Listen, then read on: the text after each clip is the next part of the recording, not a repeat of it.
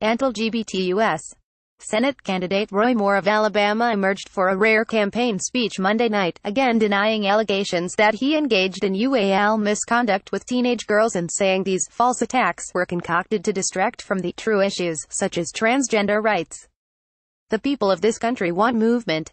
They don't want false attacks like this. That's exactly what's happening in this case, Moore said at a rally in the small northeast Alabama town of Henagar, covered by local media including Al.com, a website for several Alabama newspapers, and Huntsville TV station KHNT. They want to hide the true issues of immigration and healthcare, military readiness, taxes, abortion, and transgender rights. They also not only want to hide the issues, they don't want my opponent's issues revealed, how he stands on these issues. I'll tell you how he stands completely contrary to the people of this state and this country. Moore, the former Chief Justice of the Alabama Supreme Court, is the Republican candidate running against Democrat Doug Jones in a December 12 special election to fill the vacancy left by Jeff Sessions when he became U.S. Attorney General. Moore bested the interim Senator, Luther Strange, in the Republican primary.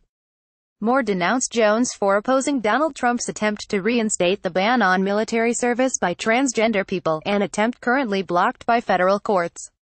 I know how to strengthen the military, and it isn't by putting transgender troops and opposing President Trump's ban on transgender troops in the military, Moore said.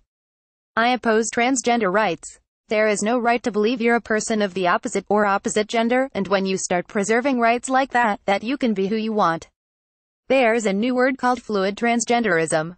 That means you can go back and forth. There's a big difference.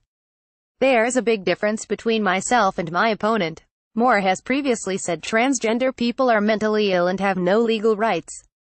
He made his name in Alabama for opposition to LGBT rights in general, especially marriage equality. He even claimed the state didn't have to abide by the U.S. Supreme Court's 2015 ruling that gave same couples the right to marry in every state. This stand got him removed from the state Supreme Court for ethics violations. He had been removed once before, for disobeying a court order to take down a Ten Commandments monument at the state courthouse, which a federal judge had declared an unconstitutional establishment of religion. Moore said he does not know any of the women making the UAL misconduct allegations, which date from the late 1970s and early 1980s, and include touching a 14-year-old girl in a UAL manner and annually assaulting a 16-year-old. He said he has never engaged in such conduct with anyone and has represented victims of UAL abuse in court. He further said the accusations are malicious, false attacks, which reflect the immorality of our time, and liken them to the probe of Russian meddling in the presidential election. Why are they doing this? He said. I'm going to tell you why they are doing this. They are trying to hide the true issues which affect the people of this country and this state that they want resolved. It's no different than when the Washington Post brought out the Russia investigation at a time when President Trump is trying to get his agenda passed. That's exactly what they are doing. They are taking the attention away and they're not getting anything they are doing.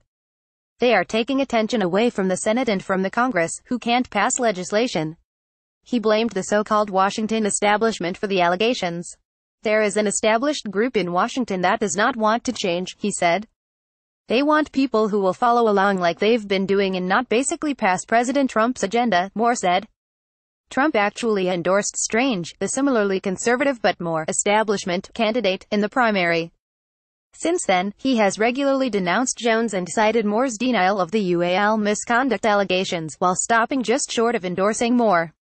Moore received several standing ovations for the speech, according to local media. He did not take questions from the press. Watch video below.